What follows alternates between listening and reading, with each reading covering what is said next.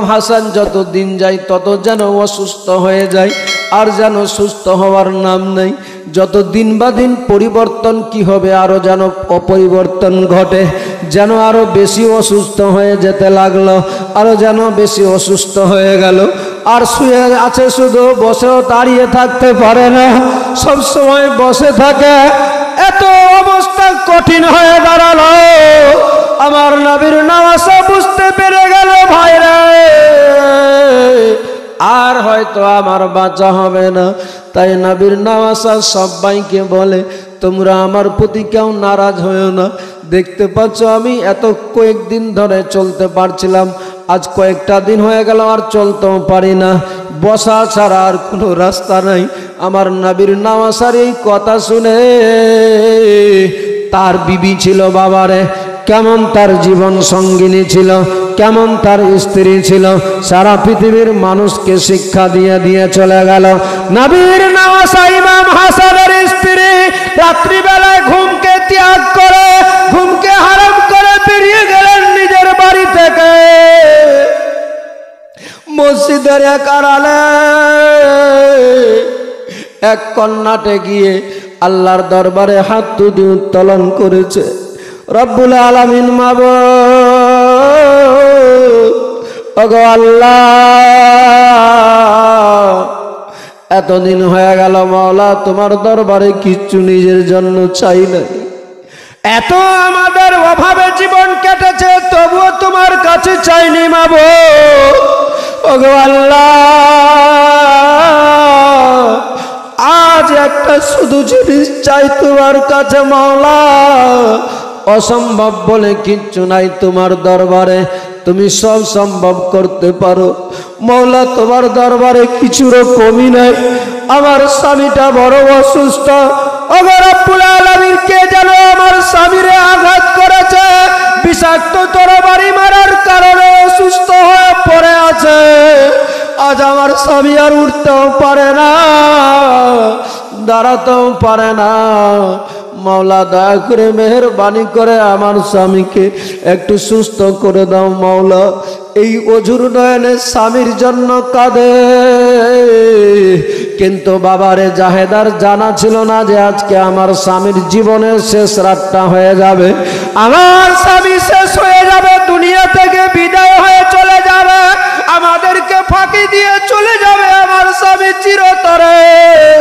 আমার স্বামীকে কে যেন আজকে রাতের আধারে, রাতের অন্ধকারে কে বিষ দিয়ে চলে যাবে জানা ছিল না, যার ফলে নিজের স্বামীকে ঘরে রেখে দরওয়াজাটার শিকলটাকে টেনে অঝুর নয়নে খোদার দরবারে কান্না করে স্বামীর ভালো চাই বলে। আর ওই দিকে বাবারে কে যেন বিষ দিয়ে চলে গেল। যেই কলসিটা রেখেছিল ওই ইমাম হাসানের ঘরের মধ্যে মা জাহেদা কাপড়টাকে লেপটিয়ে দিয়ে কাপড়টাকে ভালোভাবে বেঁধে দিয়েছিল। ওই বেঈমানেরা কে যেন কার চক্রান্তে এমন ভাবে দিয়ে দিয়ে চলে গেল বাবারে। আমার নবীর নওয়াসা ইমাম হাসান ঘুমাচ্ছে, একটু আরাম করতে আছে, হঠাৎ করে ফজরের নামাজের সময় হতে যাচ্ছে, সেই সময় কে যেন ঘরের ভিতরে ঢুকে গেল। আর ঢুকে গিয়ে বিষাক্ত বিষ নিয়ে ওই কাপড়টার উপরে কলসিটাতে সরাইয়ের উপরে বিষটাকে দিলেন বাবারে ঘুষে। ঘুষে দেওয়ার পরে বিষটা মাখিয়ে দিয়ে যখন বেরিয়ে যাচ্ছেন ঘর থেকে, যেমনি ঘর থেকে বের হচ্ছে দরওয়াজাটা সেই সময় যেমনি একটু খুলেছে, টাচ হয়ে যাওয়ার কারণে ইমাম হাসানের চোখ খুলে গেল। যেমনি চোখ খুলেছে বাবারে, সঙ্গে সঙ্গে ইমাম হাসান যেন দেখতে পায় কে যেন বেরিয়ে চলে গেল, কে যেন চলে গেল ঘর থেকে বেরিয়ে। ইমাম হাসান রাদিয়াল্লাহু তাআলা আনহু সেই সময় বসে গেল। যেমনি বসেছে মুয়াজ্জিন আজান দিয়ে দিল নামাজের, ফজরের আজান হয়ে গেল বাবারে। মা জাহেদা দৌড়ে চলে আসলেন ঘরের ভিতরে। ইমাম হাসান বলতে লাগলেন, বিবি রে দে দে তাড়াতাড়ি করে পানি দিয়ে দে, আমারে একটু নামাজ আদায় করতে হবে। মুয়াজ্জিন আজান দিয়ে দিয়েছে, একটু উজু করা লাগবে। ইমাম হাসানকে সেই সময় জাহেদা ওই কলসির মধ্যে, যে কলসিতে পানি রাখা ছিল, যেই কাপড়টা লেপটানো ছিল, পেঁচানো ছিল, তেমনি ভাবেই কাপড়টা রাখা ছিল। বাবারে, মা জাহেদা কাপড়টাকে সরিয়ে কলসি থেকে এক ঘটি পানি দিয়ে দিলেন বর্তনের মধ্যে। আমার নবীর নওয়াজা উজু করলেন।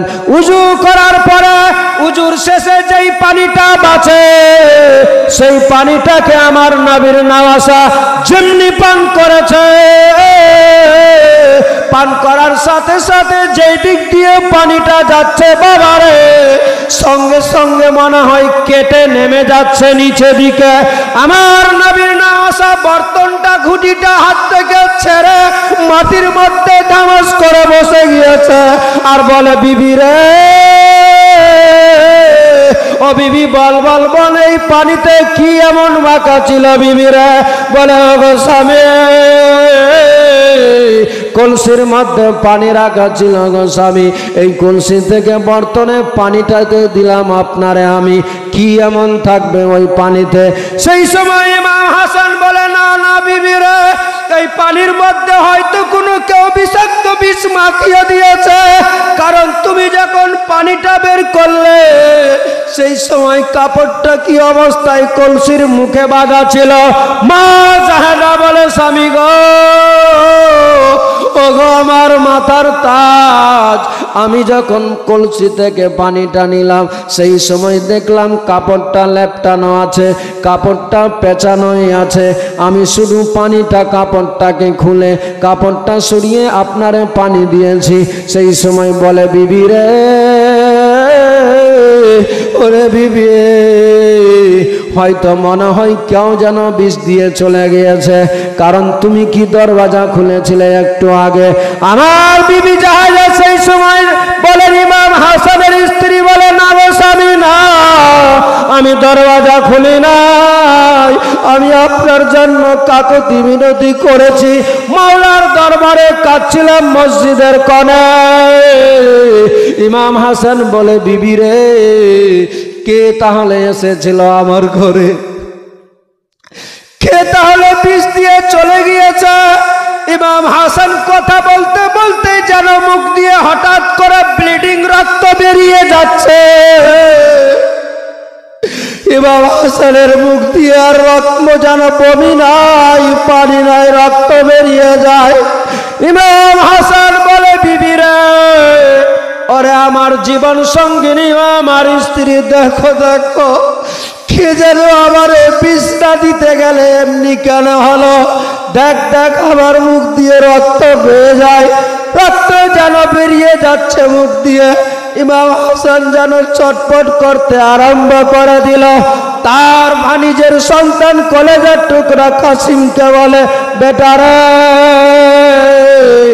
যা যা তাড়াতাড়ি করে তোর চাচারে ডাক, তোর চাচারে একবার নিয়ে আই পাশে, তাড়াতাড়ি করে তোমার চাচাকে ডাকো।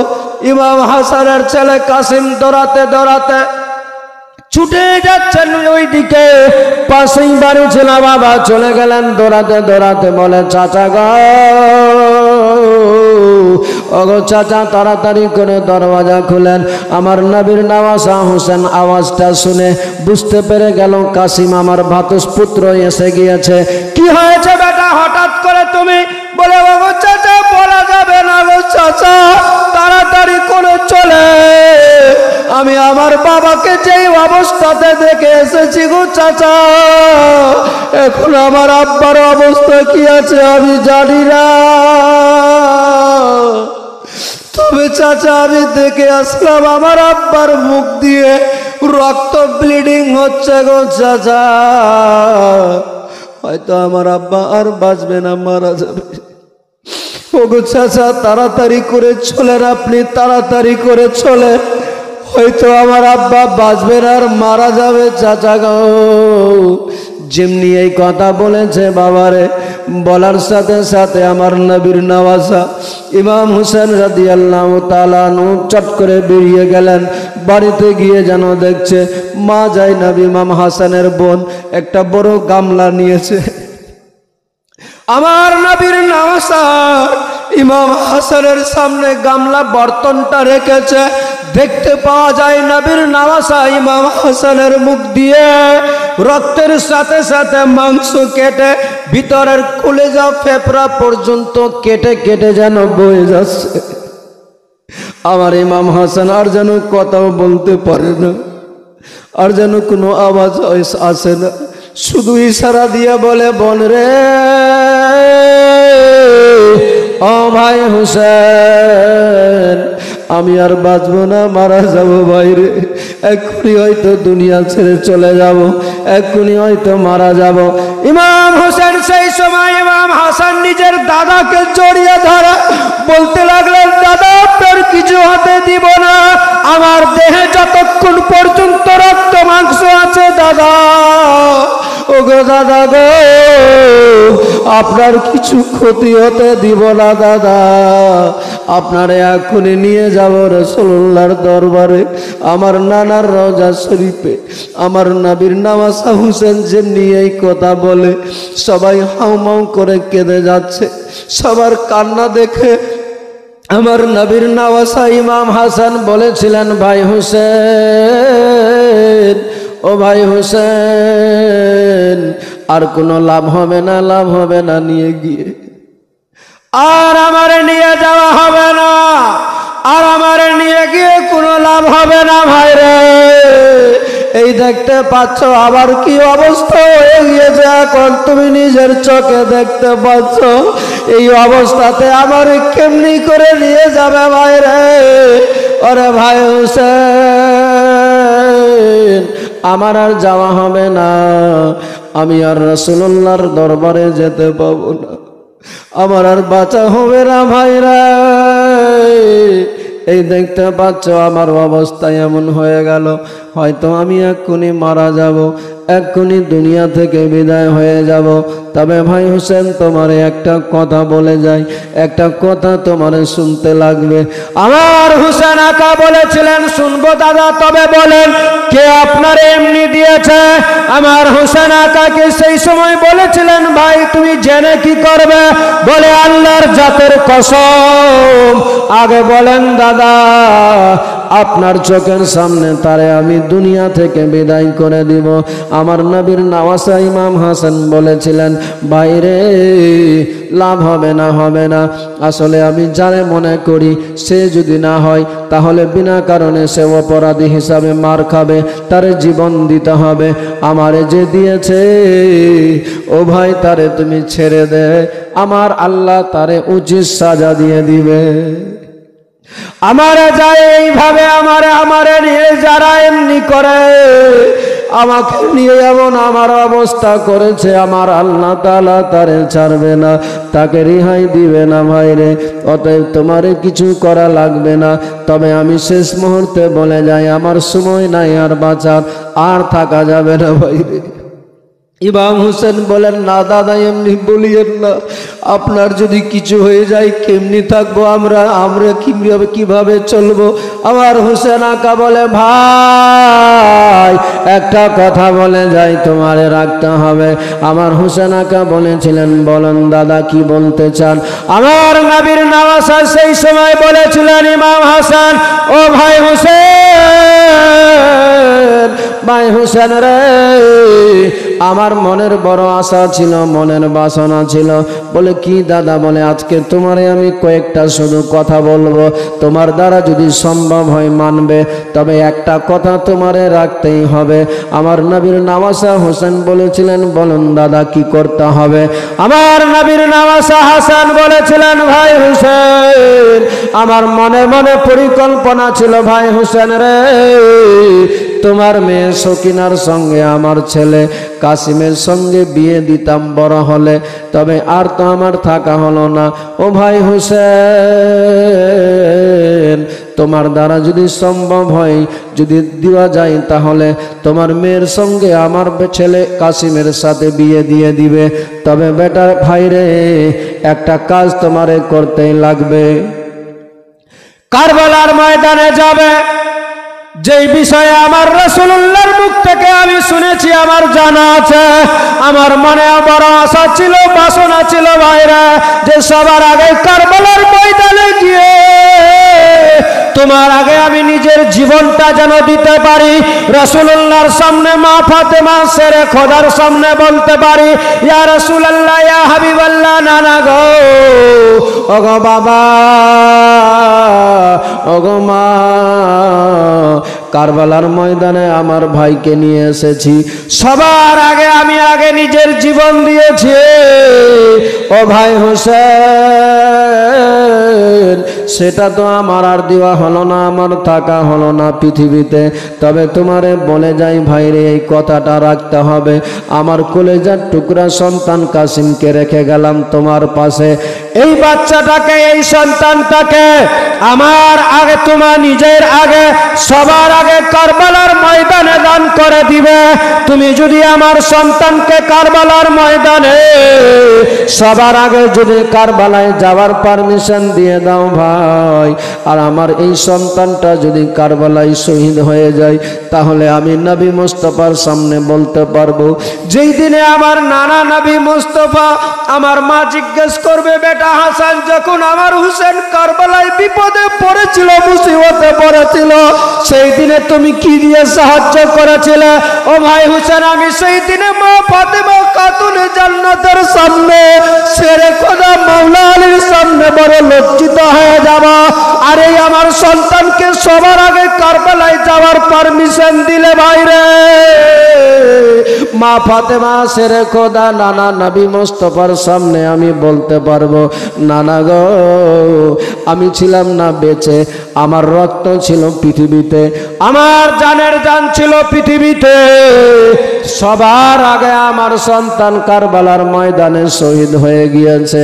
এই দেখো আজকে আমি তার রক্ত মাখা জামা নিয়ে দাঁড়িয়ে আছি। ভাই হোসেন, এই কথাটা তোমার রাখতে হবে। না বলো না ভাই, সবার আগে তুমি আমার এই সন্তানকে কারবালার ময়দানে যাওয়ার পারমিশন দিবে। আমার হুসেন আকা সেই সময় বলেছিলেন, দাদা এমন কথা বলছেন আপনি, যেই কথা আমি মানব কেমন করে? আমার দাদার একটাই স্মৃতি, ভাতুষপুত্র কলেজার টুকরা সন্তান থাকবে আমার সামনে, আর আমার চোখের সামনে সে কারবালার ময়দানে গিয়ে শহীদ হয়ে যাবে। এটা তোমার ভাই হুসেন কেমন করে, কি করে সহ্য করবে দাদা? আপনি জানেন ভালো করে। আমার হাসান আকা বলেছিলেন, ভাই রে, যদি তুমি না করো তাহলে আমি যে বড় লজ্জিত হব মা, বাবা, নানা নবী মুস্তাফার সামনে।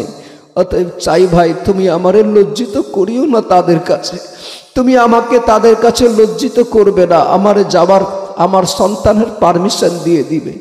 আমার হুসেন আকা বলেছিলেন যে, যাও দাদা, আপনার যখন এতই মনের আশা, বাসনা, আকাঙ্ক্ষা, তাহলে আপনার কথা রাখলাম আমি, তবে দাদা আপনি আমাদের ছেড়ে যায়েন না।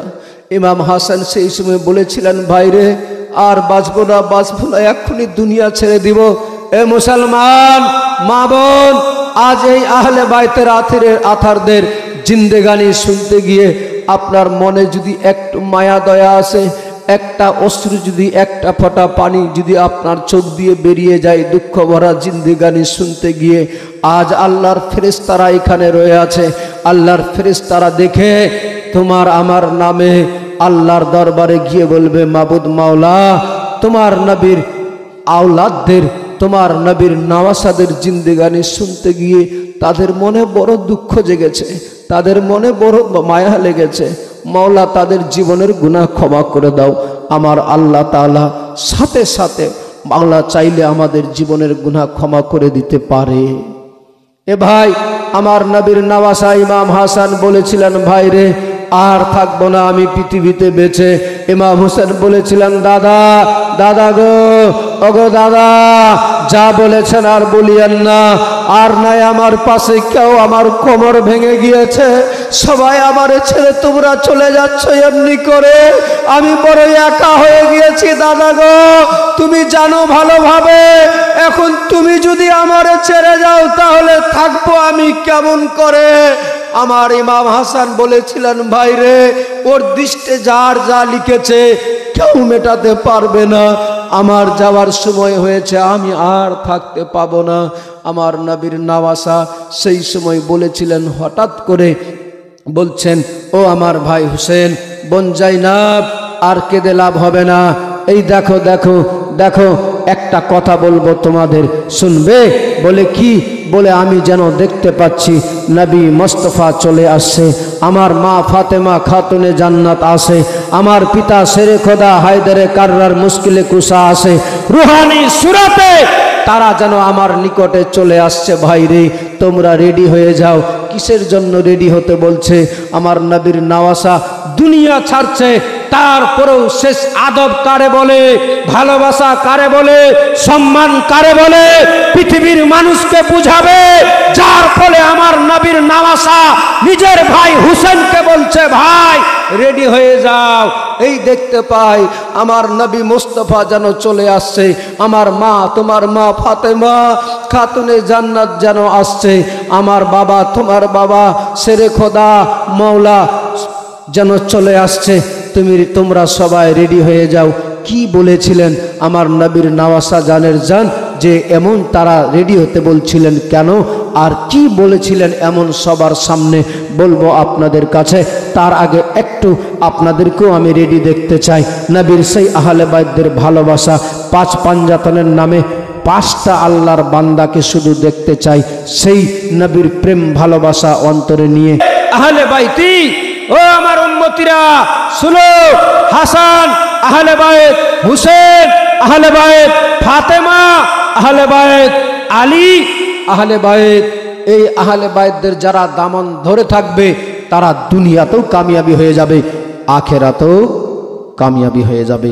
আজ সেই আহলে বাইতদের নামে, পাঁচ পাঞ্জাতনের নামে আপনাদের কাছে চেয়েছি। ভানা চিন্তা করে দেখো না, কবরে কি যাইবানা, যেই কবরে নবী ছাড়া আপন কাহা থাকবে না, যেই কবরে নবী ছাড়া আমল, নবী ছাড়া আপন কাহা থাকবে না, যেই কবরে আমল ছাড়া আপন কাহা থাকবে না। চিন্তা করে দেখো না, কবরে কি যাইবানা। একবার সুবহানাল্লাহ। দুইজন আমার মা বোনদের পক্ষ থেকে দুইটা বাপের যোগ্য বেটি, মায়ের যোগ্য বেটি ছিল বসে, 500 করে 1000 টাকা দান পাঠিয়েছে। আর মাত্র কয়টা লাগবে? 3টা লাগবে, ইনশাল্লাহ পূর্ণ হবে। ছন্দটা বলতে বলতেই কবরের কথা মনে করে, কবরকে স্মরণ করে যদি পারেন মুক্ত হস্তে পাঠাবেন 500 করে টাকা একটু খোদার রাহে, আল্লাহ তাআলা আপনার মনস্কামনা পূর্ণ করে দিবে।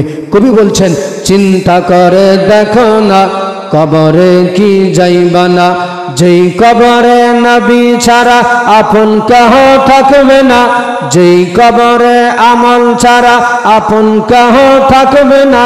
চিন্তা করে দেখো না, কবরে কি যাইবানা, চিন্তা করে দেখো না, কবরে কি যাইবানা।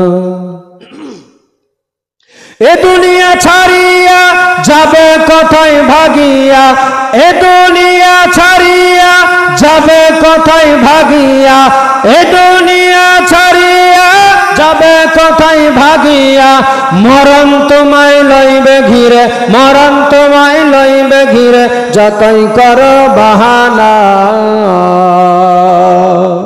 মরণ তোমায় লইবে ঘিরে, যতই করো বাহানা। চিন্তা করে দেখো না, কবরে কি যাইবানা, যেই কবরে নবী ছাড়া আপন কাহ থাকবে না, যেই কবরে আমল ছাড়া আপন কাহ থাকবে না। চিন্তা করে দেখো না, কবরে কি যাইবানা, চিন্তা করে দেখো না, কবরে কি যাইবানা। এ দুনিয়ায় সবই পর, কবর যে তোর আসল ঘর, এ দুনিয়ায় সবই পর, কবর যে তোর আসল ঘর। কেমনি সেথায় থাকবে শুয়ে, কেমনি সেথায় থাকবে শুয়ে, কেমনি সেথায় থাকবে শুয়ে, শুধুই মাটির বিছানা। কেমনে সে পায়ে থাকবে শুয়ে শুধুই মাটির বিছানা। চিন্তা করে দেখো না কবরে কি যাইবা না, যেই কবরে নবী ছাড়া আপন কেহ থাকবে না, যেই কবরে নবী ছাড়া আপন কেহ থাকবে না। চিন্তা করে দেখো না কবরে কি যাইবা না, চিন্তা করে দেখো না কবরে কি যাইবা না। যেই কবরে নবী ছাড়া আপন কেহ থাকবে না, যেই কবরে আমল ছাড়া আপন কেহ থাকবে না। চিন্তা করে দেখো না কবরে কি যাইবা না। আর তিনটা হবে না? হ্যাঁ, ইয়া আল্লাহ। আচ্ছা আজকে হবে না, পরে দিবেন কি আছে, কিন্তু আচ্ছা নামটা তো লিখিয়ে দেন। কলেজার টুকরা সন্তান সেই সময় বলেছিলেন, ভাই হাসেন তোমরা রেডি হয়ে যাও। কেন? এই জন্যই বলেছিলেন, আমার নবীর নামাসা ইমাম হোসেন দাঁড়িয়ে আছে, মা জাইনাব আছে, কাসিম আছে, সবাই সপরিবার মিলে হোসেন আকা লম্বা হয়ে পড়ে আছে, ইমাম হাসান আর যেন কথাও বলতে পারে না। সবাই দেখছেন ইমাম হাসানের দিকে, যেন মুখ দিয়ে রক্ত বয়ে বয়ে ব্লিডিং হয়ে যাওয়ার কারণে শরীরটা পুরো ক্লান্ত হয়ে পড়েছে, চোখগুলো আস্তে আস্তে বন্ধ হচ্ছে। ইমাম হাসান বলেছিলেন, ভাই রে, আমার নবী মুস্তফা সবাই চলে এসেছে আমাকে রিসিভ করতে, তাই তোমরা সবাই মিলে দেখেন, এরা দেখতে পাচ্ছে না কিন্তু আমার নবীর নওয়াসা ইমাম হাসান দেখতে পেয়ে গেল, যার ফলে বলছেন, ভাই আর দেরি করো না, তাড়াতাড়ি করে আমার নবী মুস্তফাকে সালাম জানিয়ে দে। বলুন সুবহানাল্লাহ। মাশাআল্লাহ। কি নাম গো? আতাউর রহমান সাহেব। নারে তাকবীর, নারে রিসালাত, নারে হায়দারি। আতাউর রহমান সাহেব 1000 টাকা দান করেছে। মাওলা তার দানকে তুমি কবুল করে নিও, তার মনের আশা বাসনাকে তুমি পূর্ণ করে দিও। মাওলা তার আত্মীয় স্বজনকে কবরের আযাব থেকে রিহাই করে দিও, দিও জান্নাতি হাওয়া, জান্নাতি মেওয়া, জান্নাতি খাওয়া। মাওলা তার জানা অজানা, সাগিরা কাবিরা, গোপনে প্রকাশ্যে যাহা গুনাহ হয়েছে মাওলা তুমি সবই জানো। মাওলা তার জীবনের সমস্ত গুনাহ খাতাকে ক্ষমা করে দিও। মাওলা তার পেরেশানিকে তুমি দূরে সরিয়ে দিও, তার বাড়িতে তোমার রহমত বর্ষিত করিও। সকলে বলুন আল্লাহুম্মা আমিন। বাবাজি ভাই, লেডিসের মধ্যে আমার মা বোনদের মধ্যে আয়েশা খাতুন নামে এক আল্লাহর বান্দি ছিল এই জান্নাতি বাগানে। 500 টাকা তিনিও লিখিয়ে দিয়েছে। আল্লাহ মাওলা খুলেছে 500 টাকা নামে খাতা। মাওলা তাআলা তার জান্নাতির মধ্যে করে দিও, তার আত্মীয় স্বজনের নামে জান্নাতের মধ্যে গেট করে দিও ফাঁকা। মাওলা তার জীবনের গুনাহ খাতাকে ক্ষমা করে দিও। মাওলা দিও জান্নাতি হাওয়া, জান্নাতি মেওয়া, জান্নাতি খাওয়া। মাওলা তাকে তুমি দীর্ঘজীবী করে বাঁচিয়ে রাখিও, পাঞ্জেগানা নামাজ আদায় করার তৌফিক দিও। সকলে বলুন আল্লাহুম্মা আমিন। যাক, 3 জন অলরেডি হয়ে গেল মনে হয় আমার মা বোনদের মধ্যেও। 3 জন হয়ে গিয়েছে, তবে আর মাত্র 2 জন আল্লাহর বান্দি লাগবে। যদি পারেন বলতে বলতে, যদি পারেন পাঠাতে খুব ভালো হবে। আল্লাহ আপনার মনস্কামনা পূর্ণ করবে। বলছিলাম আমার নবীর নওয়াসা যেমনি বলেছে সঙ্গে সঙ্গে সালাম দিচ্ছে, আর দিতে দিতে ইন দ্য মিন টাইমে নবীর নওয়াসা ইমাম হাসান চিরতরে চোখ বন্ধ করে দিলেন। সকলে পড়ুন ইন্না লিল্লাহি ওয়া ইন্না ইলাইহি রাজিউন। নবীর নওয়াসা ইমাম হাসান রাদিয়াল্লাহু তাআলা আনহু যেমনি চিরতরে চোখ বন্ধ করে দিয়েছে, দুনিয়া ছেড়ে দিয়েছে, সবাই হাউমাউ করে কেঁদে যাচ্ছে। মনে হচ্ছে আসমান ভেঙে মাথায়, ইমাম হোসেনের মাথায় যেন আসমান পড়ে গেল, যেন ইমাম হোসেনের পা থেকে মাটি সরে যেতে লাগলো। বলছে, ভাই রে, দাদা, তোমারে নিয়ে আমার ছিল স্বপ্ন, আজ আমি একা হয়ে গেলাম, আর আমার পাশে কেউ থাকলো না, আমি বড় একা, আমি কেমন করে জীবন কাটাবো গো না দাদা। এই বলতে বলতেই সেই সময় মদিনার লোক সবাই জানতে পেয়ে গেল নবীর নওয়াসা আর নাই পৃথিবীতে, দুনিয়া থেকে বিদায় নিয়েছে। সবাই জেনে এসে পৌঁছাচ্ছেন আমার নবীর নওয়াসার বাড়িতে। সব এসে দেখছে আর নাই নবীর নওয়াসা, আর নাই নবীর নওয়াসা। কলেজার টুকরা দুনিয়া ছেড়ে দিল, যার ফলে সবাই মদিনার সব বাচ্চা থেকে নিয়ে বুড়ো থেকে নিয়ে সব যেন সগে সগারণ্য হয়ে গেল, আর যেন কেউ কথাও বলতে পারে না। মনে হচ্ছে মদিনায়, মনে হচ্ছে মদিনাতে কোহরাম মেচে গেল, এমন পরিস্থিতি দাঁড়িয়ে গেল। নবীর নওয়াসা চলে গিয়েছে। নবীর নওয়াসাদের সঙ্গে, নবীর নওয়াসার সঙ্গে ছোট্ট ছোট্ট বাচ্চারা পর্যন্ত মায়ের স্তনে দুধ পান করা বন্ধ করে দিয়েছে। কেমন আমার নবীর নওয়াসাকে ভালোবাসতো তারা। কিন্তু কিছু বিদ্রোহী, কিছু বেঈমান ছিল যারা অর্থের লোভে, টাকার কারণে, খেলাফত পাওয়ার জন্য, সমস্ত নিজে আত্মসাৎ করার জন্য নবীর নওয়াসার প্রেম ভালোবাসা ভুলে গেল। যার ফলে আমার নবীর নওয়াসার সঙ্গে এই ব্যবহার তারা করতে পেরেছিল। আমার নবীর নওয়াসাকে চিরতরে দুনিয়া থেকে বিদায় করে দিল। এবারে আমার নবীর নওয়াসা ইমাম হাসান বলেই দিয়েছিলেন, ভাই হোসেন, যদি পারো আমার রাসূলুল্লাহর রওজার পাশে আমার দাফন দেওয়ার ব্যবস্থা করবে। আর যদি কেউ বাধা দেয়, কোনো সমস্যা ক্রিয়েট হয়, কোনো সমস্যা দাঁড়ায়, তাহলে ঝামেলায় যাবে না। আমার নবীর নওয়াসা সেই সময় মদিনার যত মান্যগণ্য আছে সবাইকে ডাকতে লাগলেন, ও মদিনার লোকেরা, তোমরা সবাই জানো আমার দাদা নাই দুনিয়া থেকে বিদায় নিয়ে চলে গেল। ও মদিনার লোকেরা, তোমাদের সব জানা আছে ভালোভাবে যে আমার পিতা শান্তি চাই, যার ফলে মদিনা থেকে মানুষকে সঠিক পথ দেখানোর কারণে চলে গিয়েছিলাম আমরা সবাই মিলে কুফাতে। আমার বাবাকে কুফাতে তারা দুনিয়া ছাড়া করে দিল। আমরা শান্তিতে বসবাস করব বলে মদিনায় চলে আসলাম। দেখো দেখো, আমার দাদাও আর থাকা হলো না। আমার দাদা ইমাম হাসানকে কে যেন বিষ দিয়ে দিল, যার ফলে আমার দাদা চিরতরে দুনিয়া ছেড়ে দিল। ও ভাইরা, আজ আমি একটা কথা বলবো তোমাদের মাঝে। আমার নবীর নওয়াসাকে সেই সময় নবীর নওয়াসা ইমাম হোসেনের বক্তব্য শুনে, কথা শুনে সবার চোখ দিয়ে টস টস করে পানি বয়ে যায়। আমার নবীর নওয়াসা ইমাম হোসেনকে সবাই জানায়, ও হোসেন, বলেন বলেন কি এমন কথা আছে? তাদের মধ্যে থেকে আমার হোসেন আকা সেই সময় বলেছিলেন, ভাই রে, আমার দাদা আমারে বলে গিয়েছে যে আমার রাসূলুল্লাহর রওজার পাশে আমার দাদা ইমাম হাসানের মাটি কাফন দাফনের ব্যবস্থা করা লাগবে। সেই সময় অনেকে বলেছিল, হ্যাঁ হ্যাঁ তাই করতে হবে। যেমনি আমার হোসেন আকা বলেছে, সবাই এক বাক্যে মানতে রাজি হয়ে গেল।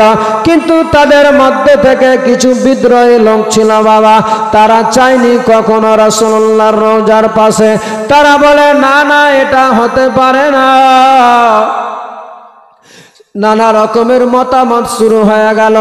আমার নবীর নওয়াসা ইমাম হোসেন পুরো ক্ষান্ত হয়ে গেলেন, চুপ হয়ে গেলেন, কোনো কথা না বলে মাথায় মাথাটাকে ঠান্ডা করে সব দিকে তাকায় ভাবতে লাগলেন। আমার নবীর নওয়াসা, তারে যত আশিক প্রেমিক ছিল তারা সেই সময় বলেছিলেন, হুজুর,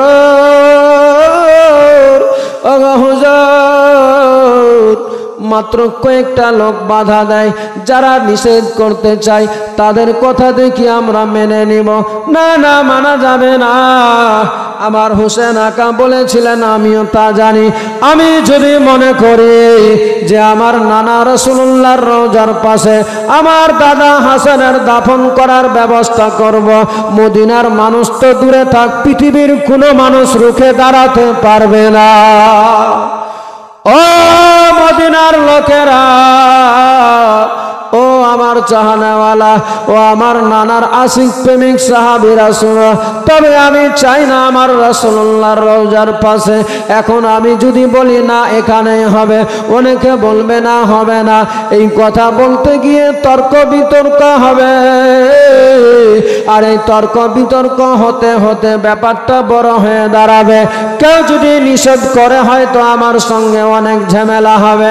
হতে হতে সেই সময় আমার চাহনেওয়ালা যারা আছে, আমার নবীর পাক্কা সাচ্চা আশিক যারা আছে, তরবারি বের করবে, মারামারি কাটাকাটি হানাহানি হবে সোনার মদিনাতে।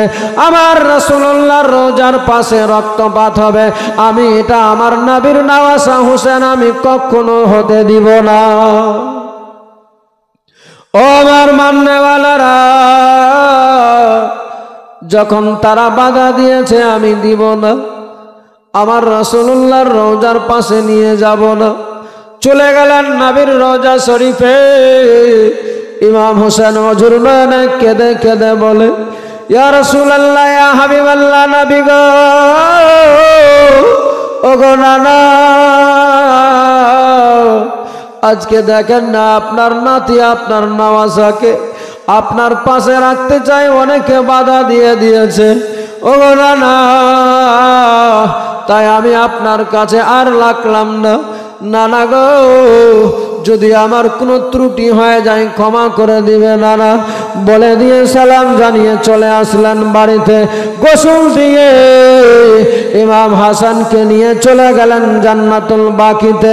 যেই জান্নাতুল বাকিতে আমার নবীর বেটি মা ফাতেমা খাতুনে জান্নাতকে দাফন করা হয়েছে, যে জান্নাতুল বাকিতে মা ফাতেমাকে শোয়ানো আছে, সেই জায়গায় মা ফাতেমার রওজার পাশে ইমাম হাসানের রওজার দাফনের ব্যবস্থা করে দিয়েছে।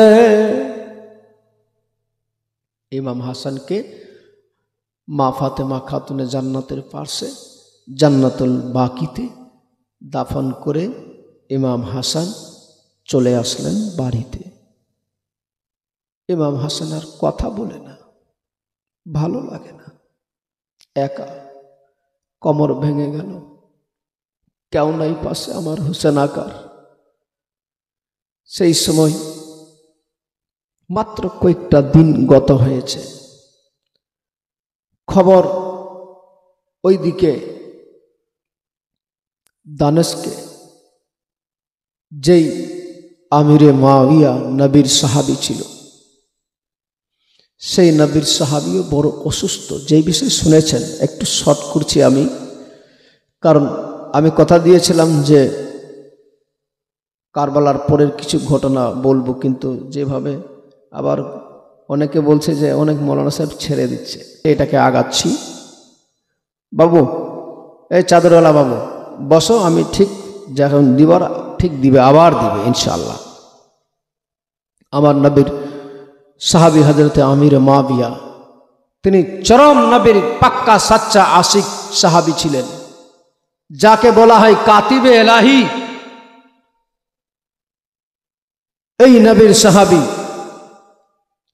হযরতে আমির মুআবিয়া যখন অসুস্থ, সেই সময় নিজের সন্তান ইয়াজিদকে ডেকে বলে, বেটা একটা কথা বলি তোমারে, আমার শরীরটা বড় অসুস্থ, তুমি জানো আমি আর বাঁচব না, তুমি দেখতেই পাচ্ছ আমার পরিস্থিতি, তবে তোমার একটা কথা বলে যাই, এই সমস্ত দায় দায়িত্ব তোমারে সঁপে দিচ্ছি আমি এখন।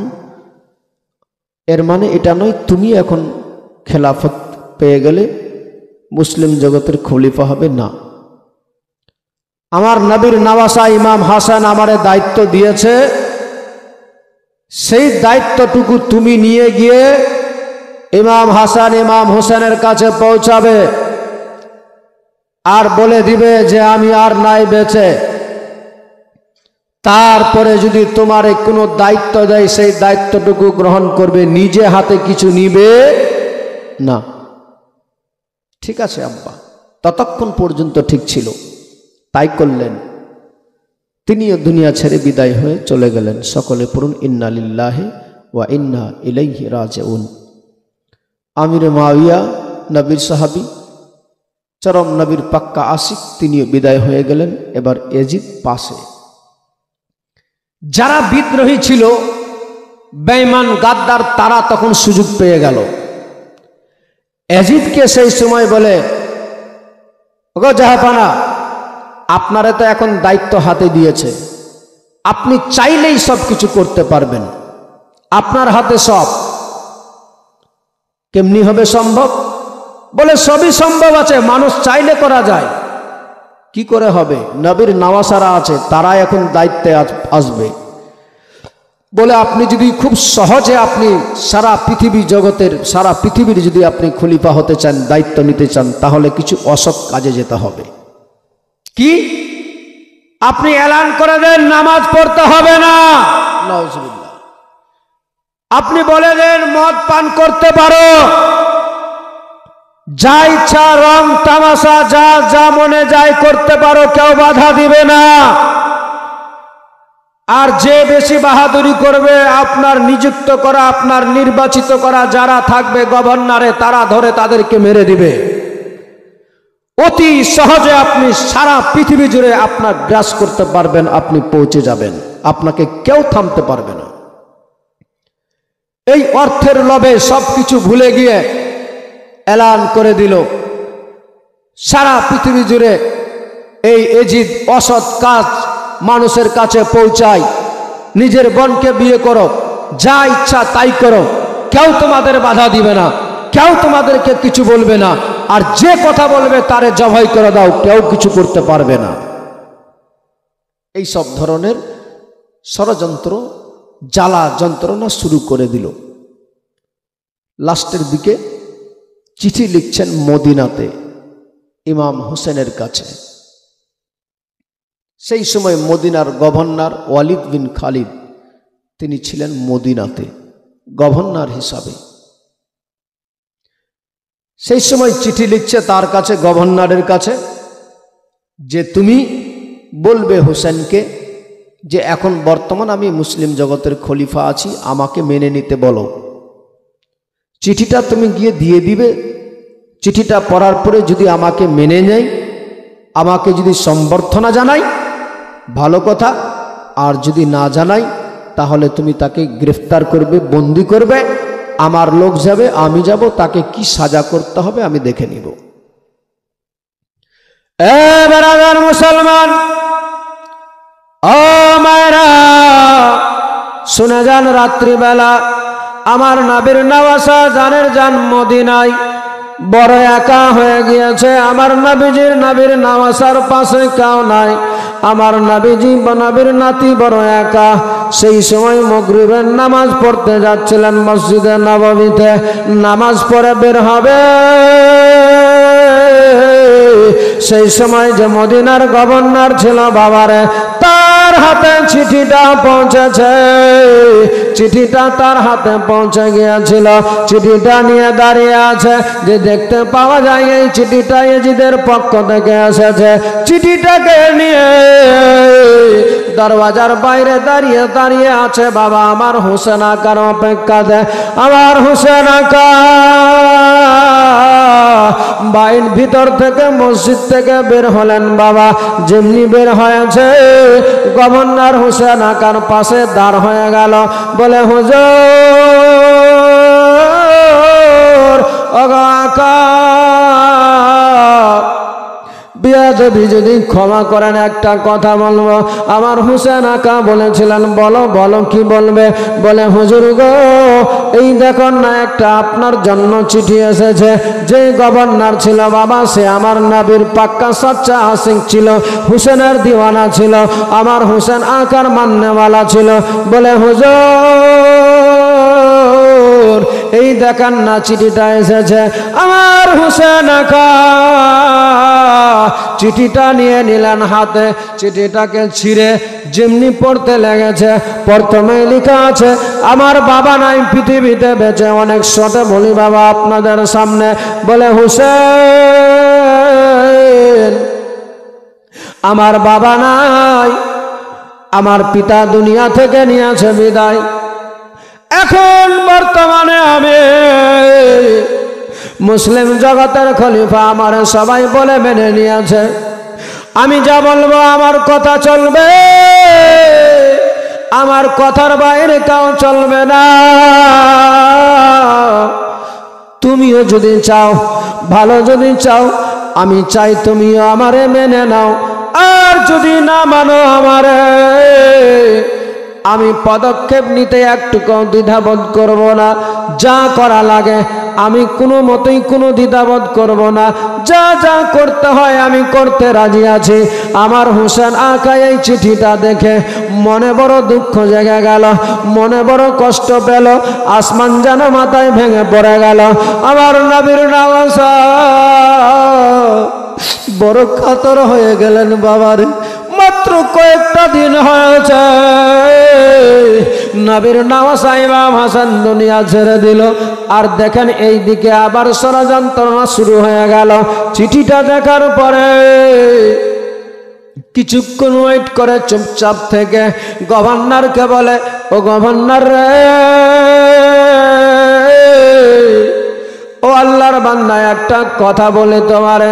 বলুন হুজুর, বলুন বলুন বলুন, কি বলতে চান? আমার হোসেন আকা বলেন সেই সময়ে, ও আল্লাহর বান্দা রে, একটা রাত তুমি আমার সময় দিয়ে দে, সকালবেলায় এই বিষয়ে বলবো কি করা যাবে। আমার নবীর নওয়াজা যেমনি সময় চেয়েছে, ওই গভর্নর বলে, হুজুর আমি জানি